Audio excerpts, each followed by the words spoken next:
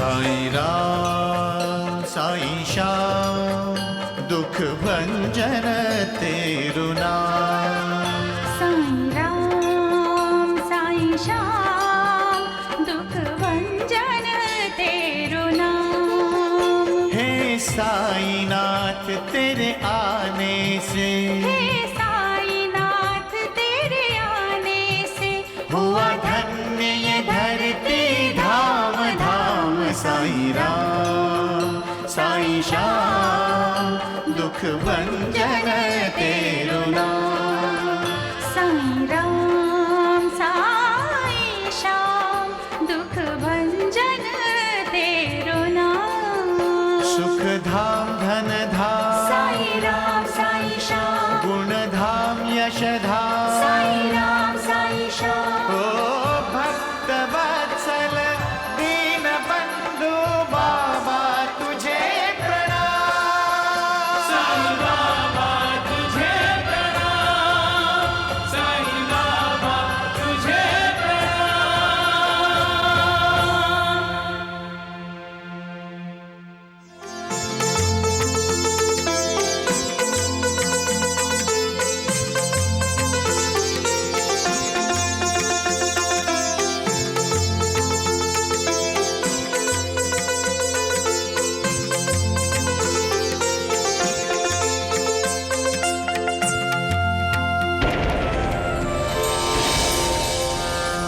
साईं बाबा, आपने चोरी की है?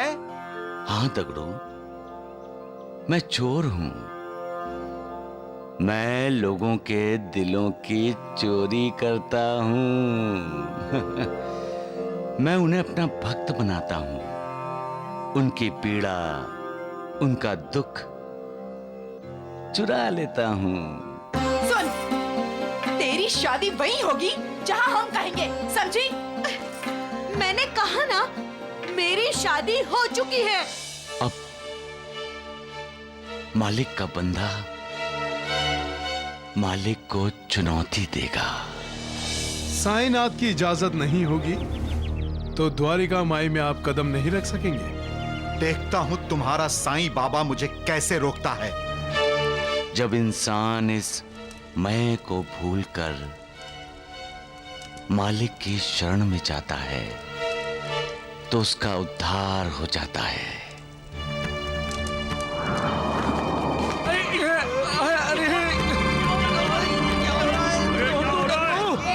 अरे ये शक्ति तो वही रखता है जिसकी पंच महाभूतों पर विजय हो। साईं बाबा की पंच महाभूतों पर हुकूमत है साहब। खामोश।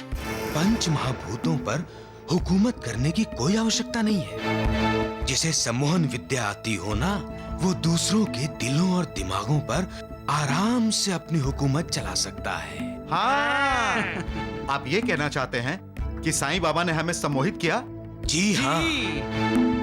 इसका मतलब वो बहुत चालाक और होशियार है। कोई बात नहीं द्वारकानाथ जी, मैं भी हार मानने वाला नहीं हूं। उस साईं बाबा की तह तक जाऊंगा और पता लगाऊंगा कि असलियत में ये साईं बाबा है क्या। उसका न आदि है न अंत है। फिर हम उसके आदि अंत के बारे में कैसे पता कर सकते हैं? ये दुनिया बनाते समय मालिक ने कई अजूबे बना दिए। क्या हम आसमान की लंबाई चौड़ाई नाप सकते हैं? क्या हम मनुष्य के मन को देख सकते हैं? मालिक हमें उसके द्वारा संकेत करता है कि मालिक को कोई नहीं देख सकता। उसको सिर्फ महसूस किया जा सकता है। उसके अस्तित्व का हमें साक्षात्कार होता है। मालिक को जानने के लिए उसकी भक्ति करनी चाहिए। उसकी दी हुई शक्ति का प्रदर्शन नहीं करना चाहिए। सबका मालिक एक। भैया टांगा रोकना, रोकना तो टांगा। दामाद जी, टांगा क्यों रुकवाया? यहाँ पर साइकिलों की मरम्मत की जाती है। यहाँ भाई साहब हो सकते हैं, मैं देखता हूं।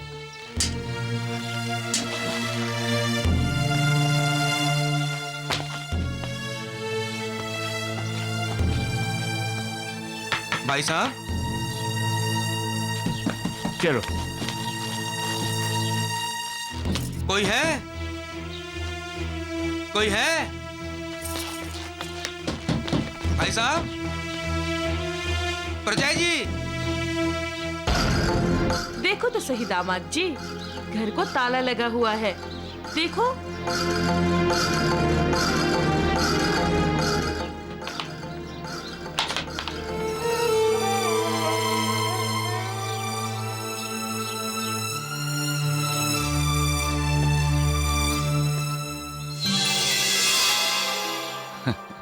किसे ढूंढ रहे हो श्याम सुंदर?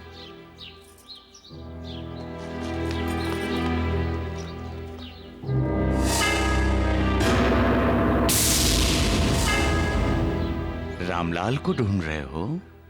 आप जानते हैं भाई साहब कहाँ हैं? हाँ, तुम्हारे दिल में है वो। श्याम सुंदर, जब रामलाल तुम्हारे पास था तो तुमने उस पर शक किया। सोने की चेन याद है ना?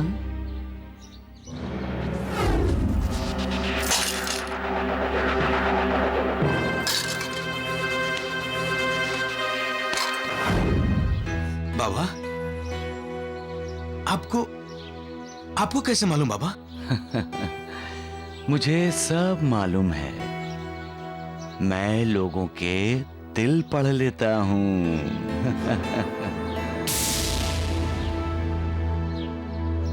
जब वो पास था तो उसकी कोई महत्वता नहीं थी, और जब वो नहीं है तो उसे ढूंढने निकले हो श्याम सुंदर। बाबा, क्या भाई साहब मुझे मिलेंगे? ढूंढने से तो ईश्वर भी मिलता है, बस मन सच्चा चाहिए। सबका मालिक एक। बाबा,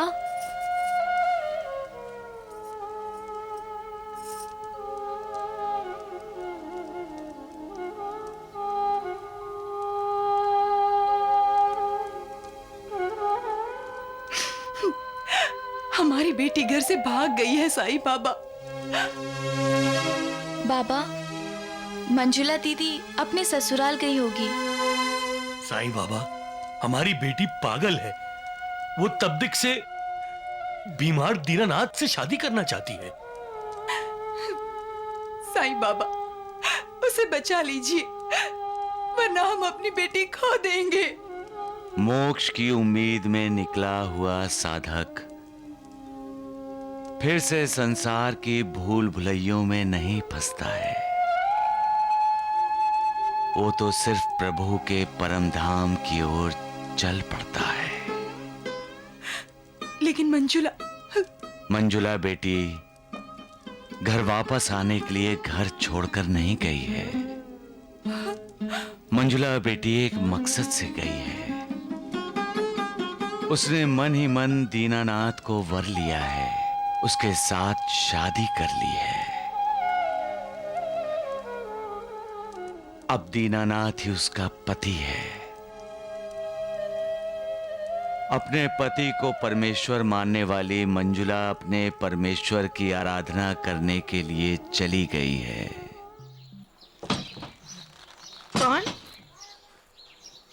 कौन है? अरे कौन है तू मुलगी? अरे जीती रहे बेटी, जीती रहे। अरे अरे अरे महादेव! हाँ ताई। ये मुलगी कौन है? ये मैं आपकी बहू मंजुला। मंजुला, तू यहाँ किस लिए आई है? मैं अपने पति के घर आई हूँ। लेकिन बेटा, अभी तो तुम्हारी दीनानाथ से शादी भी नहीं हुई है। पिताजी, अग्नि के अगर फेरे नहीं लिए तो क्या हुआ? मैं उन्हें अपना पति स्वीकार कर चुकी हूँ। अरे अरे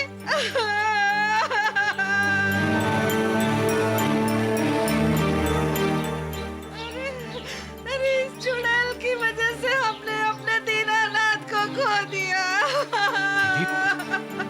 दीदी शांत हो जाओ।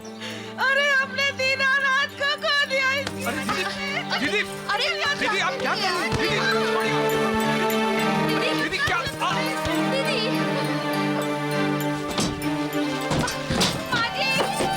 माजी रुकिए। मुझे दरवाजा खोलिए। माजी दरवाजा खोलिए। पिताजी दरवाजा खोलिए। दरवाजा खोलिए, मैं आपकी बहू हूँ। मुझे अंदर आने दीजिए। मुझे अंदर आने दीजिए। मुझे मेरे पति से मिलने दीजिए। मुझे उनसे मिलना है। मुझे अपने पति से मिलने दीजिए। मुझे उनसे मिलना है। सूरज को अंधेरा निकल सकता है क्या? क्या सच को छुपाया जा सकता है? क्या न्याय को कोई दबा सकता है? नहीं।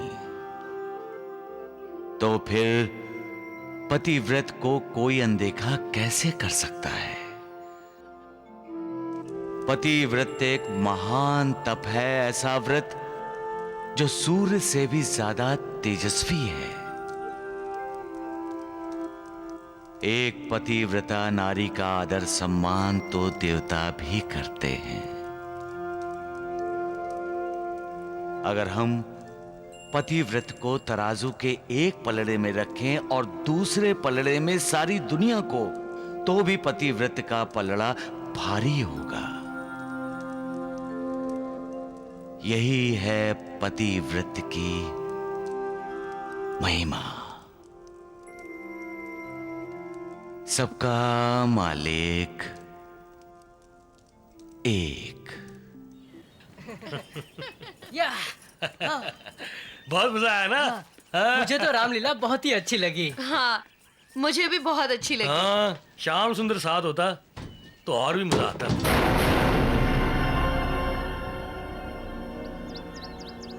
मनीषा, पहले जब श्याम सुंदर भी हमारे साथ रामलीला देखने चलता था तो दिल खुश हो जाता था। हमारा श्याम सुंदर बुरा नहीं है, हमारा वक्त ही बुरा है। श्याम सुंदर आज भी हमारा है, लेकिन हम उसके लिए पराये हो गए हैं। अब भूल जाइए श्याम सुंदर को।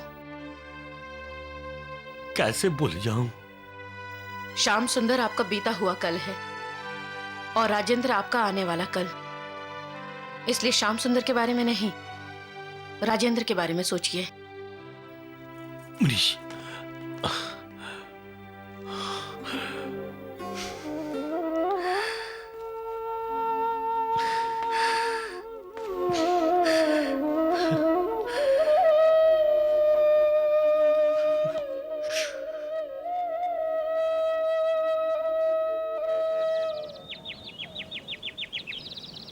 माजी दरवाजा खोलिए।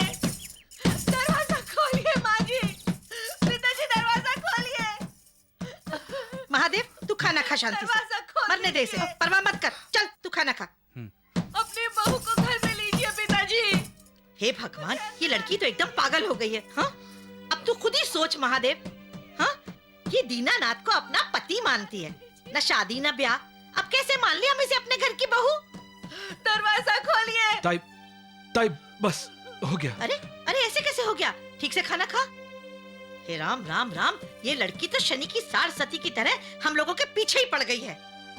इसे तो मैं देखती हूँ, ठहर तू।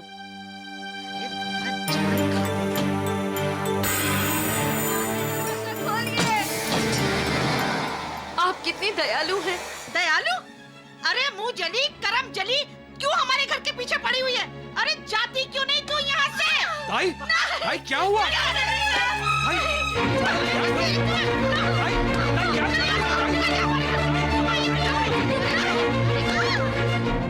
हारे हुए इंसान को लोग सहारा क्यों नहीं देते? जो आपसे प्यार की उम्मीद रखता है उसे लोग नफरत क्यों देते हैं? जो आपके पास आना चाहता है उससे दूर क्यों भागते हैं? इंसान ही इंसान का दुश्मन क्यों बन जाता है? कभी कभी बोले हुए दो मीठे शब्द हारे हुए इंसान को जीने की उम्मीद दे देते हैं। तो फिर कठोर क्यों हो जाता है इंसान? नहीं छोड़ूंगा नहीं मैं तुझे आज। आखिर हमारे दीनानाथ को तूने मार दिया। हमारी जान के पीछे पड़ी हुई है तू। नहीं छोड़ूंगी तुझे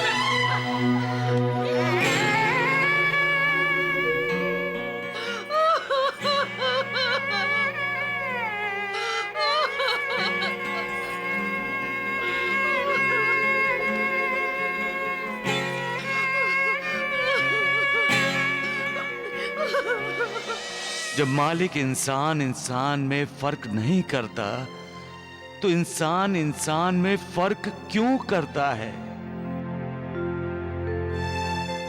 इंसान को यह जानना जरूरी है कि जब इंसान दूसरे इंसान को ठोकर मारता है तो मालिक को दुख होता है।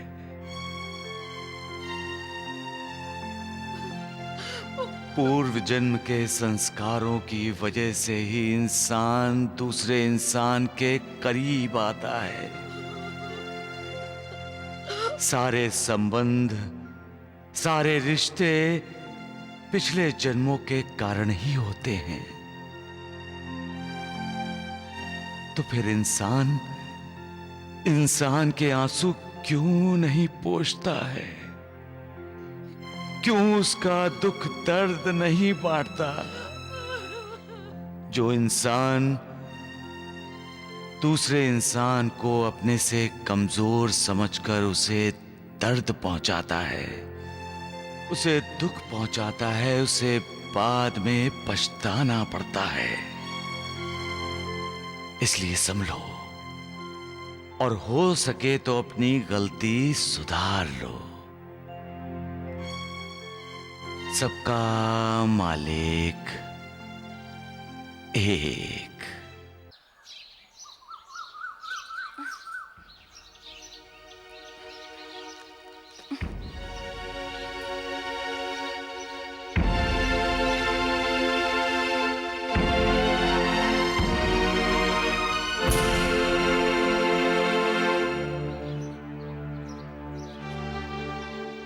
तुम्हारी ये दिन रात की सोच तुम्हारी कोख में पलने वाले बच्चे पर बुरा असर डालेगी। लो,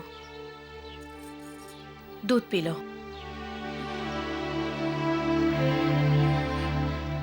जब से रामलाल जी और मनीषा भाभी यहाँ से गए हैं, तुमने गुमसुम रहकर जीना सीख लिया है। अगर इतनी ही चिंता है उनकी तो ठीक है, जो कुछ भी लिया है उनसे वापस कर दो। हाँ, कम से कम तुम्हारे चेहरे की मुस्कुराहट तो वापस आ जाएगी, जिसे एकदम से भुला बैठी हो। अरे पगली, जिंदगी सिर्फ सांस लेना नहीं होता, जीना होता है। और पैसे बगैर जीना कोई जीना नहीं होता। समझाओ अपने पति को कि उसे राम का भरत बनने की जरूरत नहीं है। वो नहीं मानेंगे माँ। क्यों नहीं मानेंगे? वो इंसान है, कोई पत्थर नहीं। उनका दिल तो मोम से भी ज्यादा नर्म है। इसीलिए तो कह रही हूँ, एक बार प्यार से उनकी तरफ देखकर जो कुछ भी मांगोगी वो मान जाएंगे। उनके कंधे पर सर रखकर जो कुछ भी मांगोगी वो मोम की तरह पिघल जाएंगे। जिस तरफ भी बहने को कहोगी वो बह जाएंगे। भिक्षाम देहि, भिक्षाम देहि, नहीं है भिक्षा, जाओ। भिक्षाम देहि। अरे कहा ना नहीं है, जाओ यहाँ से, कुछ भी नहीं है। माँ जी, ऐसा क्यों बोल रही हैं? आपके पास क्या नहीं है? सब कुछ तो है। थोड़ा सा इस फकीर को दे दीजिए, दुआएं मिलेंगी। नहीं चाहिए हमें दुआएं, जाओ, हमारे पास कुछ भी नहीं है। अरे कहाँ गया? अभी तो यही था। दुआ से बड़ी दवा इस दुनिया में कहीं नहीं है। दुआ जो कर दिखाती है, दुनिया की कोई दवा वो नहीं कर सकती। दुआ को कभी ठुकराओ मत, दुआएं लो। रोज ऐसे कर्म करो जिससे दुआ मिले। जो इंसान अपने पास होते हुए भी झूठ बोलता है कि उसके पास कुछ नहीं है, वो ये भूल जाता है कि कभी कभी जुबान पर सरस्वती आ बैठती हैं, और इंसान जो बोलता है वो सच हो जाता है। मैं जब भिक्षा मांगता हूं तो भिक्षा के साथ मेरी झोली में लोगों के दुख, दर्द, उनकी बदनसीबी भी आ गिरती है। वो लोग सच में बदनसीब होते हैं जो भिक्षा देने से इनकार करते हैं। मालिक उनका भी कल्याण करे। चलिए चलिए। नमस्ते फौजदार साहब। बड़े साहब नमस्ते। मेरी भी नमस्ते। हमारी भी नमस्ते। हाँ हाँ, आइए आइए आइए। हुजूर, लगता है आप साईं बाबा को भूल गए हैं। हाँ, आपके कदम अभी तक द्वारिका माई में नहीं पड़े।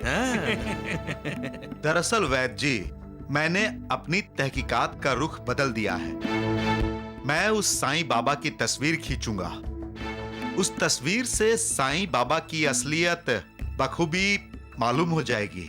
वाह वाह वाह वाह, वाह दरोगा साहब, वाह! आपने तो बहुत दूर की सोची है। आपने तो बहुत दूर की सोची। चुप करो मूर्खों, नहीं तो मुझे तुम दोनों के बारे में सोचना होगा। तो फिर जल्दी से तस्वीर क्यों नहीं लेते साईं बाबा की? हाँ दरोगा साहब, जितना जल्दी साईं बाबा का फैसला होगा उतना ही शिरडी के हित में होगा। और हमारे हित में भी वैद्य जी। नमस्ते जी। आते हैं। चलिए चलो जल्दी आते हैं। हाँ?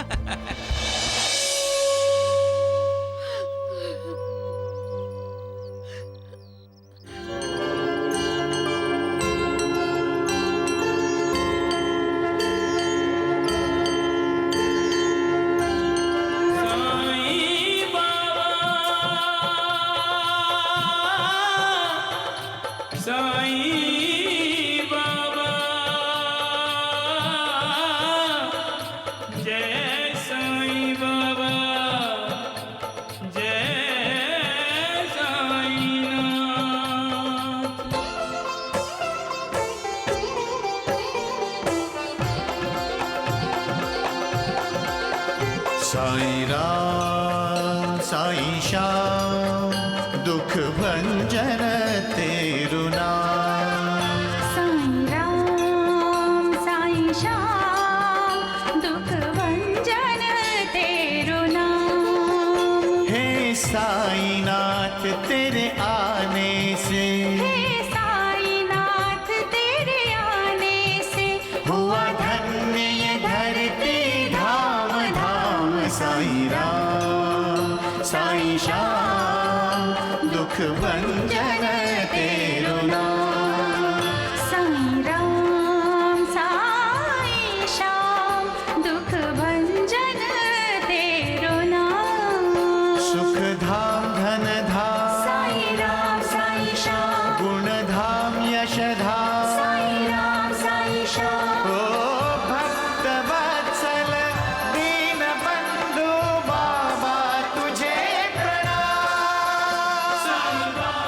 दरोगा जी, जल्दी से फोटो खींच लीजिए साईं बाबा की।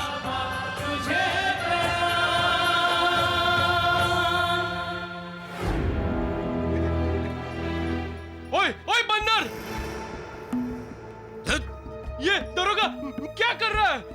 तुमसे मतलब बंदर कहीं के। अरे साईं बाबा की तस्वीर खींच रहा है। हाँ? नहीं नहीं, कोई साईं बाबा की तस्वीर नहीं खींच सकता। हाँ, उसके लिए साईं बाबा की इजाजत चाहिए। गुरुजी, तो क्या आपके साईं बाबा दरोगा साहब को उनकी फोटो खींचने की इजाजत देंगे? बाबा सबके मालिक है। हाँ दरोगा जी, सबके मालिक हम हैं, आप फोटो खींचिए। अरे बहस क्यों करते हो? तस्वीर खींचना है तो साईनाथ की इजाजत ले लीजिए। देखो, मुझे किसी की इजाजत लेने की जरूरत नहीं है। मैं साईं बाबा की तस्वीर खींचूंगा। साईं कथा अनंत है, साईं नाम अनमोल, जन्म सफल हो जाएगा, साईं साईं बोल। साईं बाबा की जय। साईं बाबा की जय। साईनाथ की जय। अब साईं बाबा की तस्वीर खींचने के बाद आपको उसकी असलियत का पता चल जाएगा इंस्पेक्टर साहब।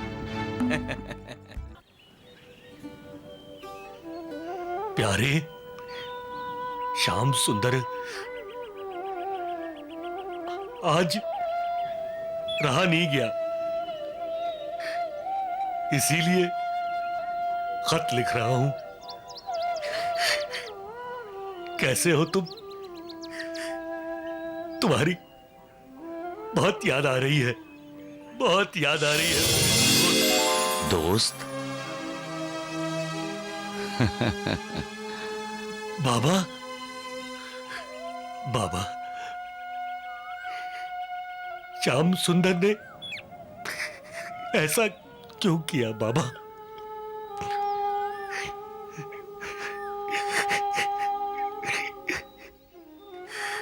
बाबा, वो मेरा दोस्त है।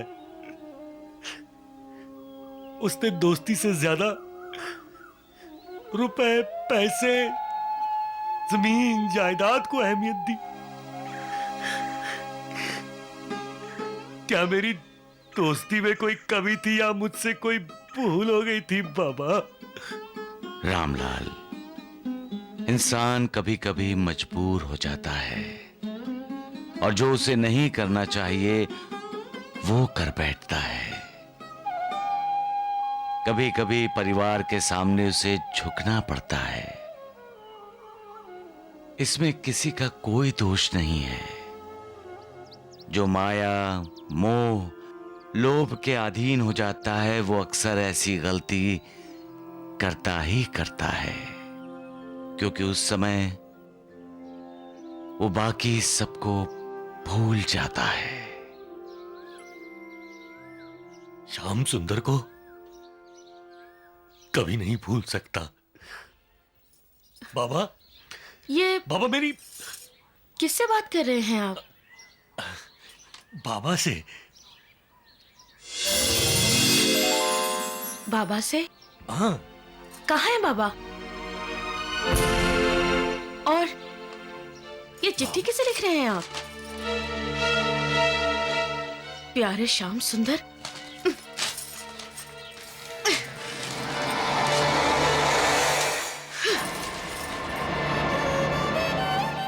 मनीषा, ये क्या किया मनीषा तुमने? जो रिश्ता टूट गया हो उसे ये कागज का टुकड़ा नहीं जोड़ सकता।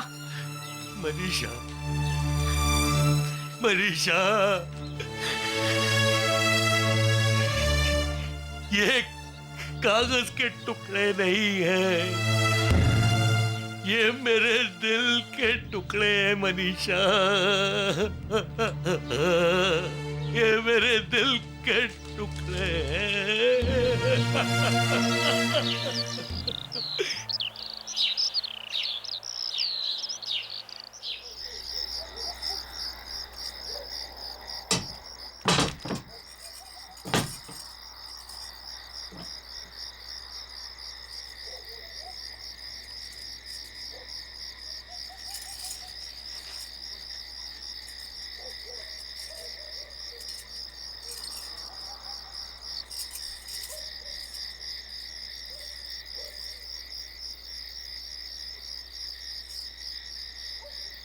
सासू माँ, यहाँ तुम्हारी कोई सास नहीं। मेरे पति देव ठीक तो है सासू माँ।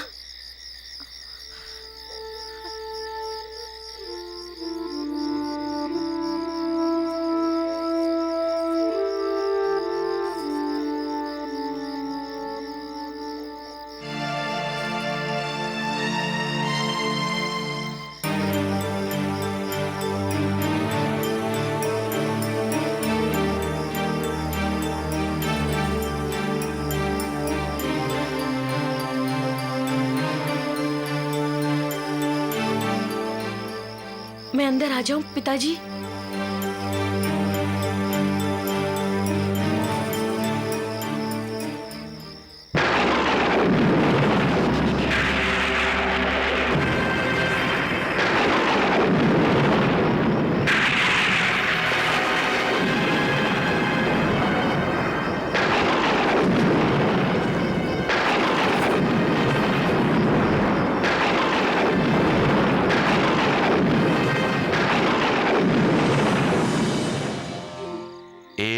पतिव्रता जब अपने पति के हित में कदम उठाती है तो ये दुनिया डोल जाती है। जब एक पतिव्रता मृत्यु और अपने पति के बीच आकर खड़ी होती है तो मृत्यु को भी मजबूर होकर पीछे हटना पड़ता है। सत्यवान सावित्री की कहानी तो आप सब जानते हैं। पतिव्रता सावित्री ही थी जिसने यमराज को अपने पति के प्राण ले जाने नहीं दिए। पतिव्रता नारी की यही महिमा है। पिताजी, मेरे वो कहाँ हैं? पिताजी, आपके बेटे कहाँ हैं? माँ जी, बुआ जी, मुझे बताइए ना कहाँ है वो? मेरे पतिदेव कहाँ है पिताजी? कहाँ है मेरे पतिदेव? तू अपने घर लौट जा बेटा, लौट जा। मैं अपने ही घर में हूँ। मैं इस घर की बहू हूँ। ये मेरा ही घर है। नहीं, ये तेरा घर नहीं है। नहीं है ये तेरा घर। अरे क्यों जिद कर रही है? क्यों जिद कर रही है तू? और तेरी समझ में ये नहीं आता? क्यों मनमानी करने पर तुली है तू बेटा? इतना दुर्व्यवहार किया तेरे साथ हमने, फिर भी तू इस घर को छोड़कर अभी तक नहीं गई। अरे बेटा, क्यों तू अपनी जिंदगी बर्बाद करने पर तुली हुई है? ध्यान से सुन, हमारे दीनानाथ को तपेदी की बीमारी हो गई है जिससे कोई नहीं बच पाता। और एक तू है कि अपने आप को दीनानाथ की पत्नी माने बैठी है, और वो भी शादी से पहले। अरे बेटा, क्यों मरना चाहती है तू उसके साथ? क्यों मरना चाहती है? वो तो मरने वाला है ही। मेरी तरफ देख, मेरी तरफ देख। छोटी उम्र में मैं बदनसीब विधवा हो गई। उस समय तो मुझे पता भी नहीं था कि विधवा होना कहते किसे है। बेटा, बड़ी बुरी जिंदगी गुजारी है मैंने, बड़ी बुरी। पर तू तो मुझे अपने से भी ज्यादा बदनसीब लगती है कि तू शादी से पहले ही विधवा हो जाना चाहती है।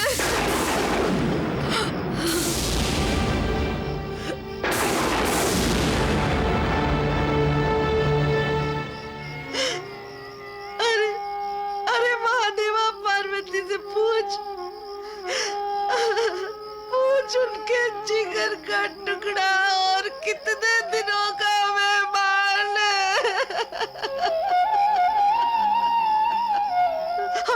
तुमने दीनानाथ को आश्रम में भर्ती करवा दिया है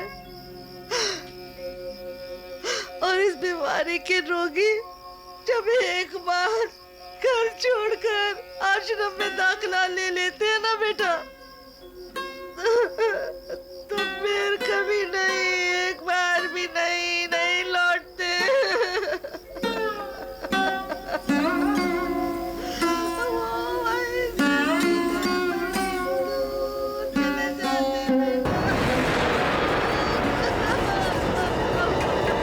अरे ताई, क्या हुआ इसे?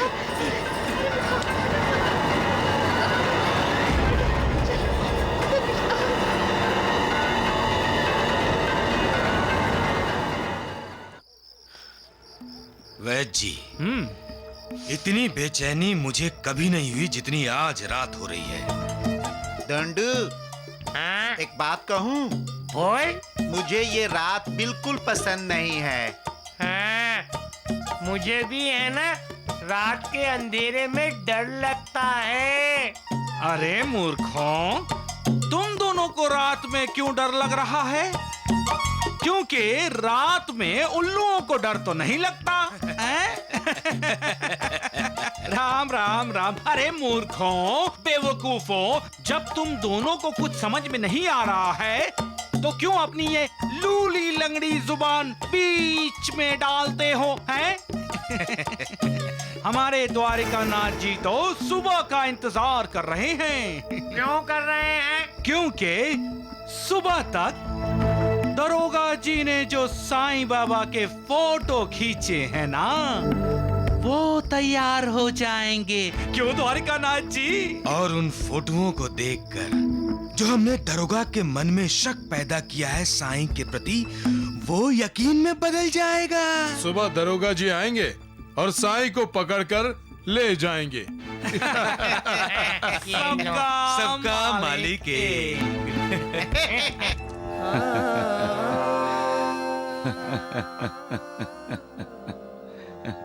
आप हंस क्यों रहे साईनाथ? महालसापति, इंसान बड़ा अजीब जीव है। बिना पंख लगाए हवा में उड़ता है, सपनों के महल खड़े कर लेता है आसमान में, और वो भी बिना प्राण वायु के जीता है। ये कैसे हो सकता है साईनाथ?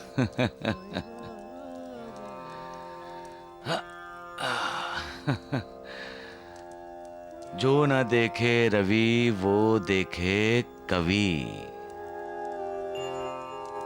रवि समझते हो ना महालसापति? जी हाँ, रवि सूर्य का दूसरा नाम है। हर इंसान के अंदर एक कवि छिपा रहता है महालसापति।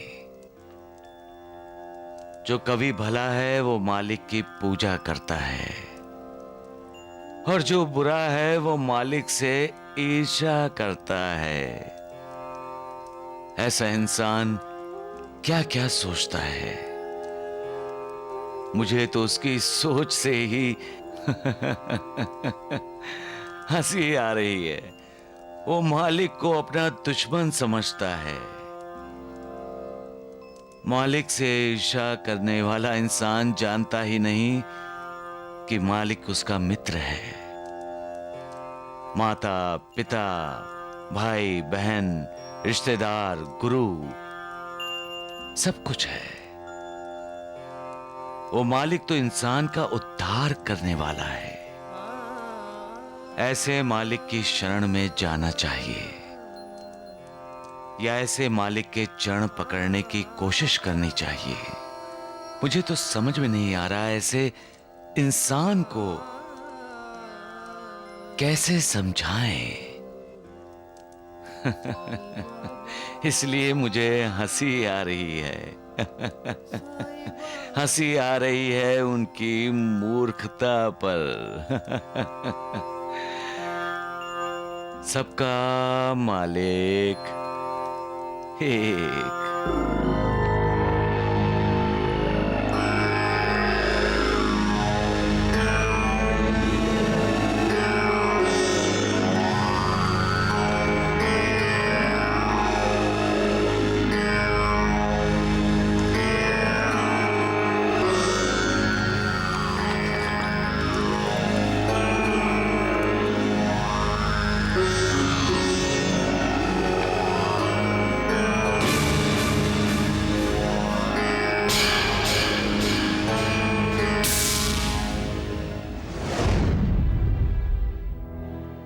नहीं नहीं, कोई साईं बाबा की तस्वीर नहीं खींच सकता। हाँ, उसके लिए साईं बाबा की इजाजत चाहिए।